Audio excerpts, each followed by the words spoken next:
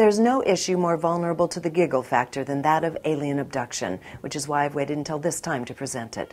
When I first came in contact with Kim Carlsberg, I felt an authenticity coming from her regarding her experience with 8 years of abduction by the Greys. For those who haven't resonated with the subject until now, I ask you to keep an open mind while watching this conversation. And I noticed a light on the horizon, and it was too bright to be a star, and it was too low to be a star, and it was too far above the horizon to be a boat. And I've looked at that ocean a million times, so I'm sitting here going, this is intriguing, what is this?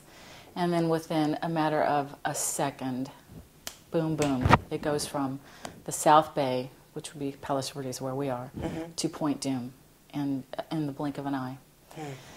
And I realized that the way it moved at that kind of speed, if I tried to wake up my boyfriend, by the time he got to the window, it would have been gone.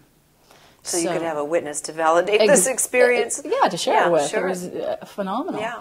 So I say, as if it responded to my thoughts that I was looking at it, it took another, flash, and it was right in front of my window.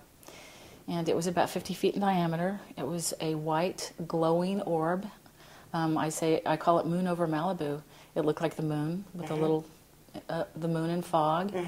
And I had the sense that there were entities inside. I could almost see a silhouette of two entities, but it was very vague. So I sit there staring at this thing, not knowing, I said in my book, if I was about to see, God or the devil. I had no idea what it was and what the experience was going to be. And the next thing I know, this thing just shot away at a diagonal to the stars.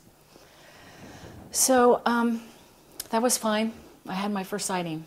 Wasn't sure what that was, And a few weeks later, I went to bed as usual. And I woke up, and I was not in my bed. I was in what I now believe was the inside of a craft. This is one of the most compelling alien abduction stories I've ever heard.